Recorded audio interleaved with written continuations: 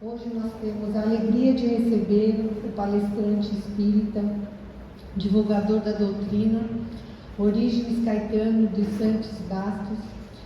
Ele trabalha no Centro Espírita de Caridade Luiz Monteiro de Barros e ele tem um canal nas redes da caridade aos sábados, né? Sábados, 9 horas da manhã, muito gostoso, bom de ouvir, que ajuda muito a gente no nosso caminhar de entendimento, de melhora. Vamos envolvê-lo com todo o nosso amor para desenvolver o tema da noite, que é Você é Cristão. Boa noite a todos, muita paz. Segundo o evangelista João, ele narra que Jesus estava na praia de Cafarnaum e estava contando histórias, conversando com o povo. Em determinado momento, ele conta uma história onde um sacerdote no meio do povo, ele pediu para Jesus mostrar qual é o maior ensinamento. E aí Jesus falou que amar a Deus sobre todas as coisas e a teu próximo como a si mesmo. Aí ele perguntou, mas quem é o meu próximo? E aí ele narra uma história para poder esclarecer quem é o nosso próximo mais próximo. Ele diz que vinha um homem de Jericó a Jerusalém, e no caminho esse homem foi assaltado, roubaram seus pertences, as suas vestes, bateram nele e jogaram ele ao chão. Ficou como se fosse um trapo. E narra Jesus que dali a pouco veio um escriba. O escriba, naquela época, era a pessoa que sabia ler. Então ele tinha um diferencial muito grande do resto da população, porque sabia ler. E lendo as escrituras, elas sempre disseram para fazer o bem, para amparar, para ajudar. Mas diz a história que esse homem passa pelo outro lado da calçada e é indiferente àquela situação do homem jogado na calçada, no lado oposto. Dali a pouco vem um sacerdote. E o sacerdote é o homem que faz a ligação do céu com a terra. E o sacerdote também tem o mesmo comportamento. Ele atravessa, vai para o outro lado e ele é indiferente àquela situação. Não sei se os senhores entendem, a indiferença talvez seja um dos piores comportamentos humanos. Porque é como se falasse assim, eu não me preocupo com isso. Eu não me importo com isso. Eu estou muito mais preocupado comigo do que com o meu semelhante. E o sacerdote também foi indiferente àquela situação. Mas aí Jesus vai longe e diz que veio um samaritano. E o samaritano, ele vê o homem jogado ao chão e ele é tomado de compaixão. A compaixão é um sentimento onde eu me coloco no lugar do outro. Eu sinto a dor do outro. E esse samaritano, ele vai lá e vai ajudar a pessoa. Mas o interessante é que ficou conhecida a história como a parábola, a história do bom samaritano. Na realidade, o samaritano, para os outros judeus, ele não era nada bom. Porque o samaritano vivia na Samária, ou Samaria, que foi uma das divisões do rei José de Israel, onde dividiu em 10 tribos, e uma das tribos era Samaria, Judéia, Galiléia, Cesareia, e assim por diante, e uma delas era Samaria. E a Samaria, ela tinha o povo que ali vivia, eles começaram a interpretar os textos antigos da sua forma, eles começaram a se misturar com os outros gentios, pessoas do povo. Isso foi uma falta de educação para um povo mais ortodoxo. E esses samaritanos, eles passaram a ser odiados pelos outros judeus, o povo hebraico. Tanto é que quando se via um samaritano, eles olhavam para o lado e cuspiam ao chão, dizendo raca. Raca é pessoa de má vida. E Jesus vai lá e busca um samaritano. E o samaritano é tomado de compaixão. Ajuda a pessoa, leva ela para uma hospedaria, limpa as suas feridas, dá o de comer, dá o de beber, paga a sua hospedagem e diz ao dono da hospedaria: se houver algum gasto a mais, no dia seguinte eu venho aqui e restituo. Olha que interessante. Jesus, ele coloca que veio um homem com a intelectualidade, com o conhecimento, que não serviu para nada, foi indiferente. Depois Jesus manda um sacerdote, um religioso, que também foi indiferente, não serviu para nada. Aí pegou uma pessoa do povo, que era uma vista pelo povo, e essa pessoa foi tomada de compaixão. É interessante essa parábola, porque leva a várias reflexões. Será que o conhecimento sozinho não consegue nos mobilizar o nosso coração? Será que somente a religião ela poderá mobilizar o meu sentimento para auxiliar meu próximo? Ou será que há experiências da vida que vai me tornar maduro e vai me proporcionar o sentimento de fraternidade e ajudar o outro através da caridade? São questionamentos que devemos nos fazer, porque esse mesmo Jesus, ele vai voltar depois de 1800 anos no Evangelho segundo o Espiritismo. Mas, voltando lá para a parábola, quando ele termina de contar essa história àquele povo que o circundava, ele pergunta quem é o próximo da parábola. E aí ele fala aquele que foi tomado de compaixão, o samaritano. Jesus sempre procurava pegar o cotidiano das pessoas, o dia a dia, e mostrar que devemos quebrar o nosso orgulho, o nosso egoísmo. E então ele foi buscar dentro dessa nação aqueles que eram mal vistos, para mostrar que o sentimento de solidariedade é que vai fazer com que a gente nos mobilizemos para auxiliar o nosso próximo. Então, o próximo mais próximo está sempre dentro, às vezes, do nosso lar, convive conosco. É ali que nós vamos ter os maiores desafios da nossa vida, que é essa pessoa que vai fazer eu quebrar o meu orgulho, às vezes de um intelectual, de um religioso que nada serviu. E voltando agora, Jesus volta depois de 1800 anos, em O Evangelho segundo o Espiritismo, lá no capítulo 6, o Cristo Consolador, e vai dizer para todos nós, espíritas: eis o primeiro ensinamento, amai-vos, e eis o segundo ensinamento, instruí-vos. Ora, por que Jesus coloca o amor antes da instrução? Porque se a instrução fosse mais importante que o amor, com toda certeza ele falaria primeiro. É porque o amor é o sentimento é uma conquista nossa, diária. A instrução você vai conquistar também, através do seu esforço, sacrifício. Mas para você dar uma orientação, dar um direcionamento adequado, somente através da sabedoria divina, através do amor. É interessante, quando Oppenheimer,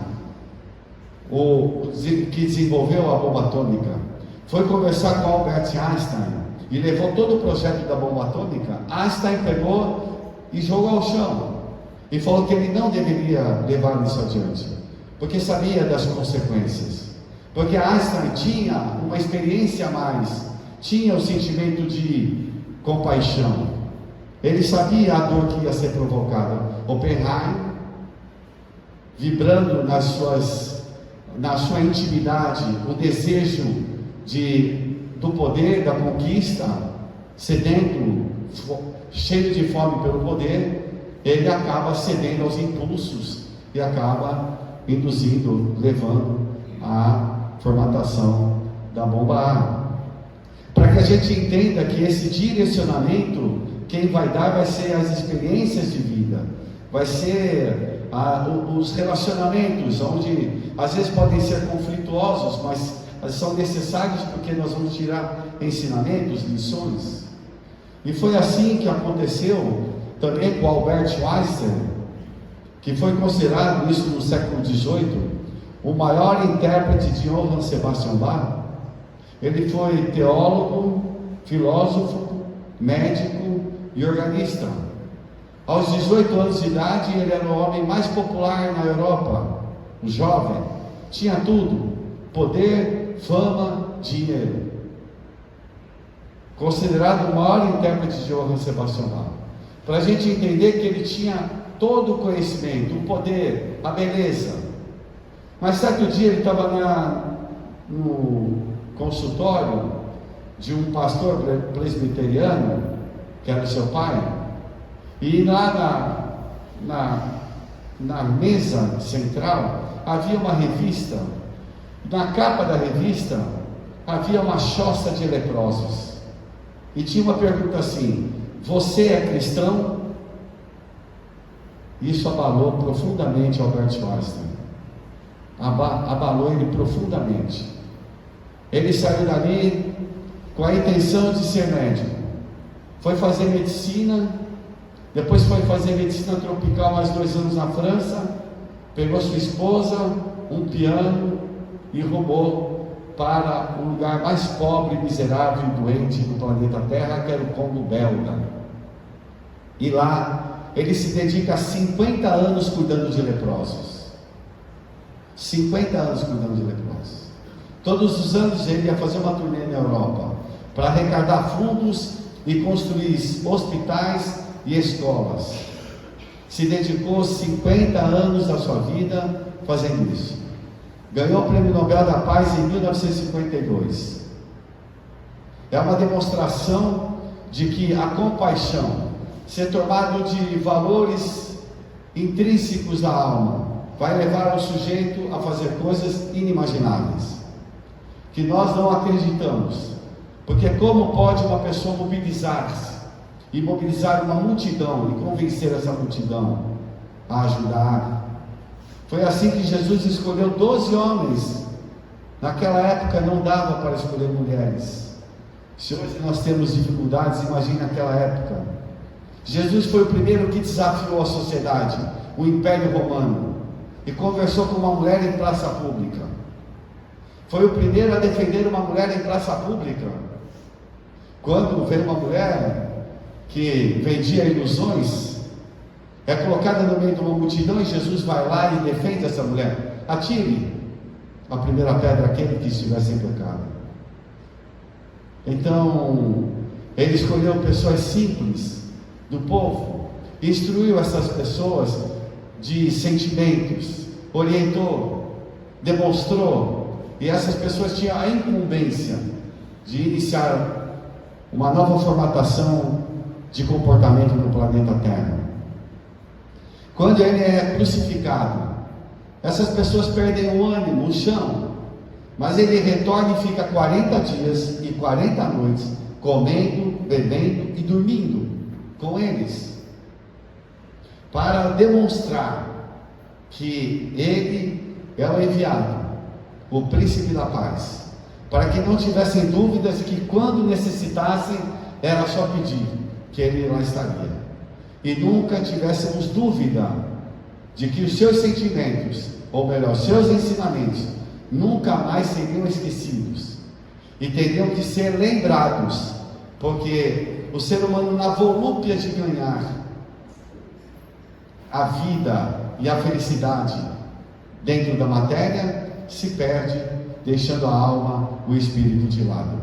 Então, por isso que a doutrina espírita vem relembrar Jesus, vem trazer de novo Jesus, vem descrucificar Jesus e trazer ele para o dia a dia nosso, para o nosso dia a dia.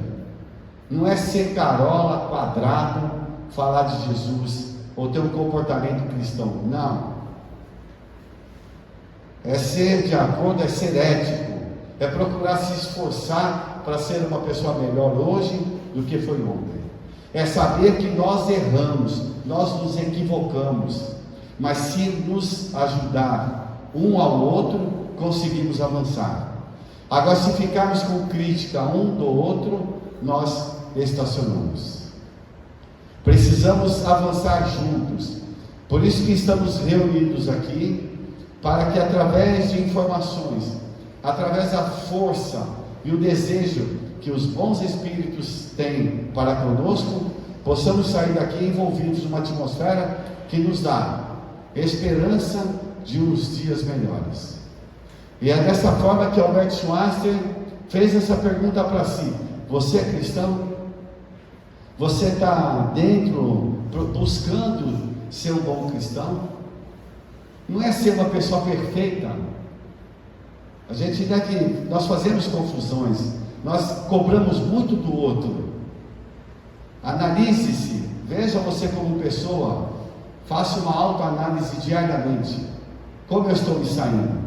Pergunte na sua família: como eu estou me saindo como pai, como filho, como irmão, como tio, como marido, como esposa? Converse. Faça uma avaliação no seu trabalho. Como é que você está saindo como funcionário? Como é que está sendo o seu atendimento? É dessa forma, através dessas avaliações, é que nós iremos conseguir ter a nossa consciência pacificada. Porque nós iremos retornar para o mundo de onde nós viemos. E esse mundo de onde nós viemos, basta você pensar para acontecer. É interessante isso. Por isso que Jesus, estando numa roda, conversando com as pessoas, em determinado momento ele tem um casal de um lado e tem uma moça bonita do outro lado. E esse homem começa a olhar para essa moça. E Jesus, percebendo isso, vai falar do pecado, ou do erro, ou do equívoco, por pensamento. Porque ele leu as ideias. Como um ser puro, um espírito puro, ele sabia identificar o que nós pensamos. E nesse instante, ele chama a atenção no sentido não de ser moralista, mas tome seu cuidado. Porque aqui nós enganamos uns aos outros. Mas o mundo espiritual não tem como dissimular, ser uma pessoa que esconde as coisas, porque as coisas estarão abertas, estarão às claras, e não tem como eu esconder. Por isso que o pensamento é onde se inicia a correção das nossas atitudes, através do pensamento. Por isso que quando nós queremos conquistar alguma coisa, pense. Trabalhe o seu pensamento para a sua conquista. Idealize isso e você vai conseguir. Mas é um trabalho constante que você faz. Porque nós mobilizamos forças. E essas forças, elas estando mobilizadas através do meu desejo, da minha vontade, eu chego até aos fatos de acontecer. Não é interessante isso? E às vezes nós duvidamos disso. Eu não sei se eu já contei aqui, mas quando eu fui operar minha vista aqui, eu estava com um problema um pouco sério, já havia 1 ano tratando, e o médico, um dia antes da cirurgia, fui ao oftalmo, e ele ficou tudo lá. Ele tinha muito receio de fazer a cirurgia, porque tinha se colocado uma lente e ela estava quebrada e estava provocando um aumento da pressão interna, e ele estava com bastante receio, mas ele não me revelou isso na hora. Quando eu cheguei no dia da cirurgia, eu cheguei um pouco antes e sentei na cadeira e fiquei ali no pré-cirúrgico e deitei a cabeça para trás e encostei na parede. E do nada eu não pensei em fazer isso, mas aconteceu. Eu me lembrei do Chico Xavier, aquela vozinha mansa, meiga, e eu comecei a conversar com minhas células. Eu não sou louco, hein? Eu comecei a conversar com as minhas células oftálmicas, com as minhas células do olho, os bastonetes, e eu comecei a falar para eles do ano que nós passamos juntos, de sofrimento, de dor, que ele sofreu uma agressão muito grande, e que eu pedi agora licença, porque eles iriam sofrer uma nova agressão.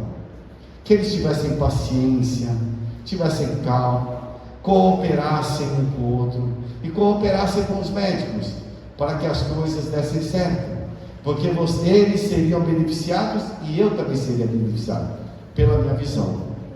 Bom, o médico me chama, deito na maca, estava consciente, ele veio me examinar e fala um palavrão, não vou repetir aqui, mas falou um baita palavrão, e dali a pouco ele chamou os outros médicos e falou: não acredito, pasmem os senhores, ele tinha muito de receio de tirar a lente se soltou. Um dia antes ele viu a lente, e a lente se soltou do lugar, e aí foi mais fácil, ele teve mais segurança. Caetano, a quem nós vamos atribuir a isso? Ora, hoje a ciência, a neurociência, já nos esclarece muito sobre isso. Eu sei, por exemplo, se eu fizer um pensamento de ódio agora, de raiva, eu vou estar liberando o cortisol. O cortisol envelhece a célula, maltrata as células. Então, principalmente para as mulheres, não adianta ficar passando muito creme se você não sorri, não é otimista, não é alegre, porque você libera substâncias toxinas. Agora imagine você liberar essas substâncias todos os dias. O que você fica? Dependente dessas toxinas.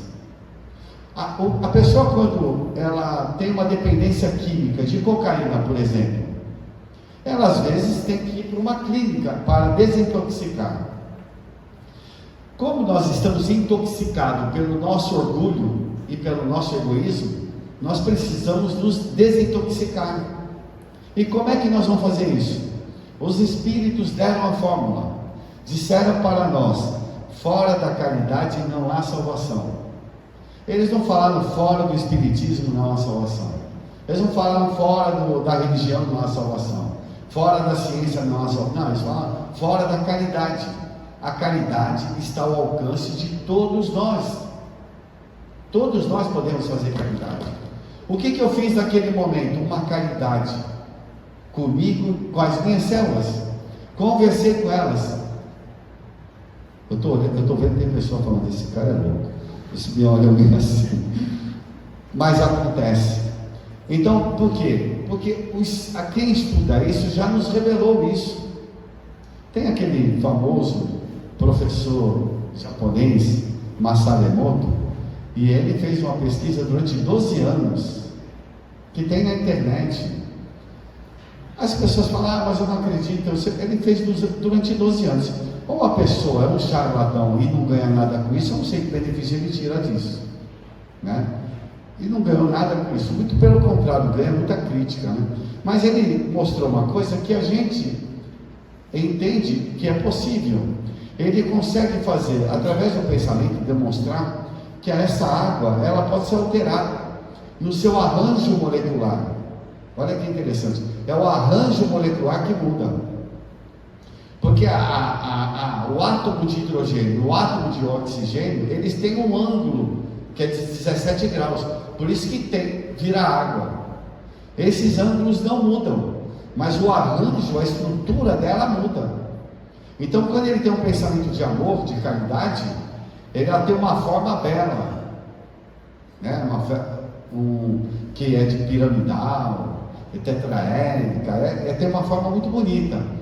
E quando você tem um pensamento de raiva, ele tem um desarranjo, é como se ficasse na basal ali, meio desarranjado, as moléculas de água. Então assim, e a neurociência, por exemplo, já mostrou para a gente que o tipo de pensamento que eu tenho, ou a identificação por neurosensores cerebrais, demonstram as áreas e as substâncias que são liberadas, e essas substâncias são analisadas. Então assim, hoje está mais que evidente isso.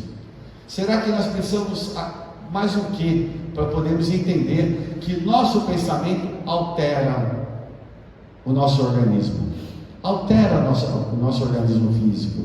Então precisamos colocar isso na nossa prática, e o pensamento pode nos ajudar. Você começa a estruturar alguma coisa. Quando você quer comprar uma casa, quer comprar um carro, você idealiza isso também no seu pensamento. É lógico que se você não trabalhar, não tem jeito para comprar, mas você vai idealizando isso, você vai colocando, vamos colocando assim, no mundo das ideias, né? Onde você vai formatando, vai plasmando essa questão do seu desejo, da sua vontade. Então, senhores, para que a gente possa encerrar, eu gostaria de lembrar de uma outra história que vai narrar. É lá na cidade de Washington, tem um diplomata americano. Ele se reunia agora na sua casa com vários diplomatas do mundo todo, e ele ia resolver questões mundiais, onde afetaria a vida de milhões de pessoas. E nessa reunião, esses diplomatas, tudo de uma maneira muito formal, se reuniram, e quando começa a reunião, para surpresa do anfitrião da casa, veio o seu filho de 8 anos de idade, gritando: papai, vamos brincar, papai, vamos brincar. E o pai, um pouco constrangido, falou: não, meu filho, agora não dá. Pediu para a babá, levaram para o quarto e deixa ele lá no quarto, vai brincar com ele. E ele retoma a reunião e está lá conversando com todo mundo, as pessoas conversando, dando os direcionamentos necessários. Daí a pouco vem a criança: papai, papai, vamos brincar, vamos brincar. E o pai agora ficou um pouco constrangido, as outras pessoas também, né? E aí ele já notou um pouco mais enérgico, falou com a babá: olha, não saia do quarto, não deixe esse menino sair do quarto, e leva ele para o quarto. E assim aconteceu. Voltou a reunião, mas paz, meus senhores, criança de 8 anos de idade, se você não der uma atenção para ela, e não der uma tarefa para ela, você está perdido, porque ela vai querer sua atenção. Na realidade, ele quer atenção. E daqui a pouco vem a criança com uma bola de futebol, chutando a bola. Fala: papai, papai, vamos brincar, vamos jogar bola. E agora o pai, tomado de experiência e sabedoria, falou: não tem jeito. Pegou essa criança, botou na perna, e ali na mesa tinha revistas, e uma das revistas tinha o mapa dos Estados Unidos. Ele pediu uma tesoura para babá e foi lá, recortou o mapa dos Estados Unidos e recortou os estados, tudo ali rapidamente, fez um quebra-cabeça, embaralhou, pediu um tampo de vidro para babá e colocou em cima e falou assim: meu filho, o papai e esses homens, nós estamos resolvendo o problema do planeta Terra, é o problema do mundo, você entende isso? É uma coisa muito séria. Eu vou fazer o seguinte: o papai colocou o mapa dos Estados Unidos, arruma o mapa dos Estados Unidos para o papai, e mandou ele para o quarto e falou para a babá: não ajude. E assim aconteceu. Foi para o quarto, e dali a alguns minutos, uns 5 minutos, a criança vem gritando toda sorridente e carregando: papai, papai, eu arrumei a América para o senhor. Aí o pai ficou louco: como é que arrumou? Todo mundo ficou perplexo, falou: mas como você fez isso, meu filho? Ele falou: muito simples, papai. Eu vi que do lado contrário tinha a figura do homem. Eu consertei o homem, arrumei a América para o senhor.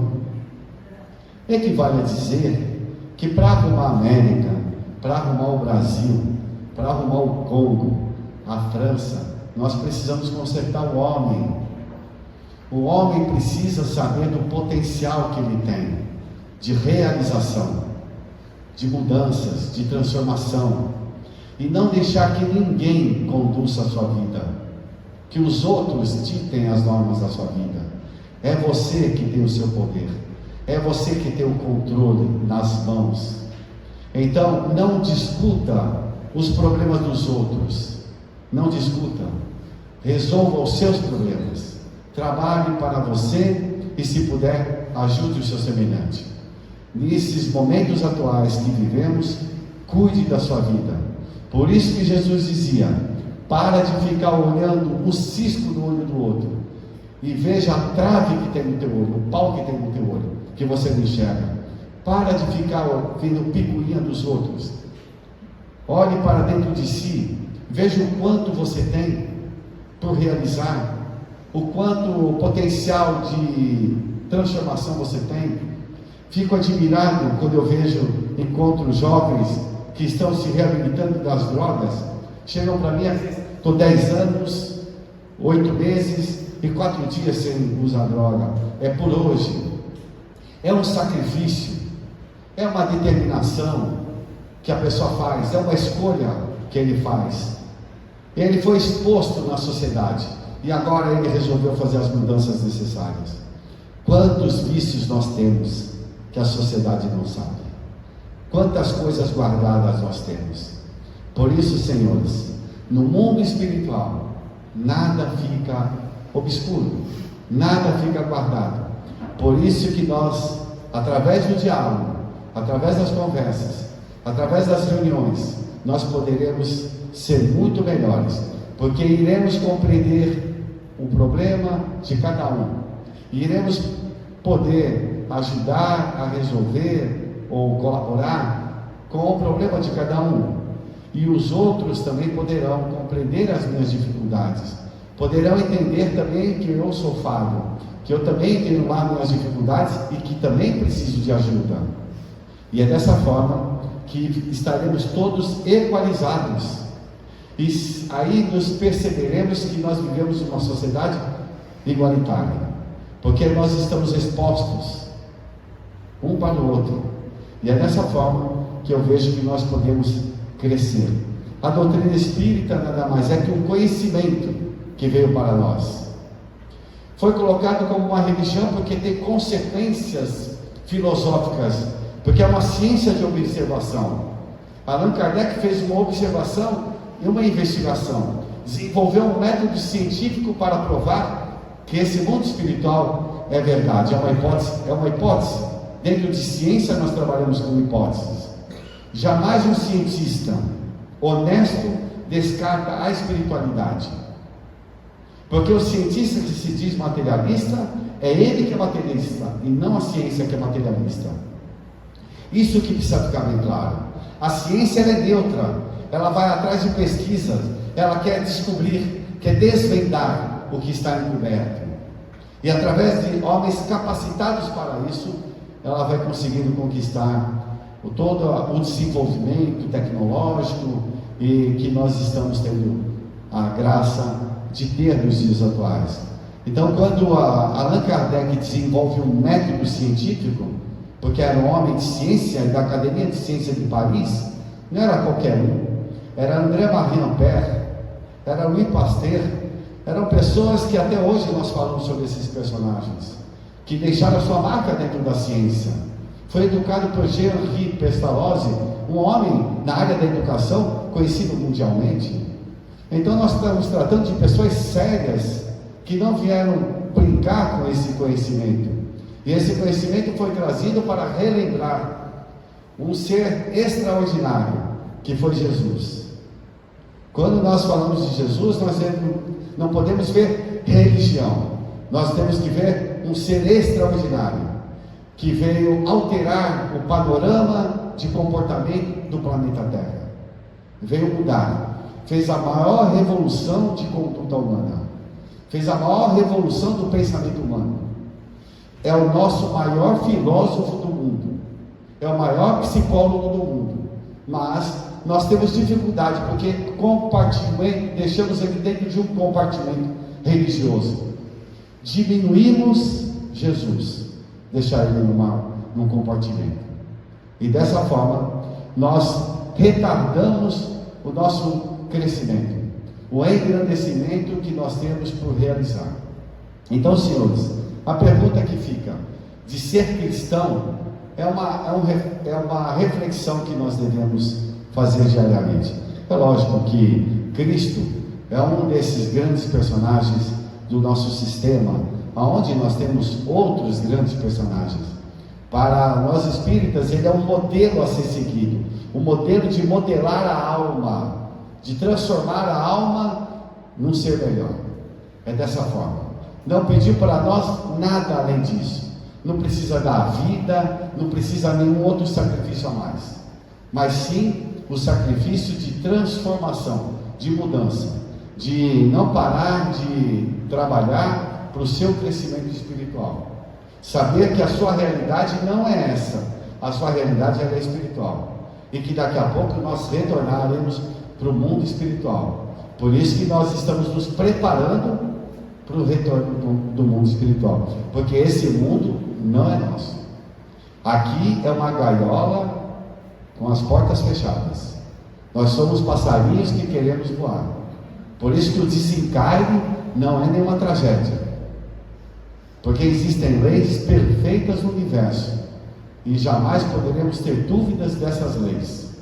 Porque elas são perfeitas. Jamais pode acontecer uma injustiça no mundo. Das leis divinas.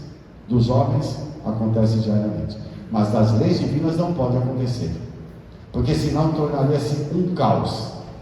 Tudo está sobre um equilíbrio, uma força maior. Tanto o nosso universo, os multi-universos, até mesmo o universo que está dentro da minha intimidade, do meu átomo. Não pode ter mudanças sem desobedecer uma lei natural. Então, senhores, isso justifica a confiança que eu tenho que ter em mim.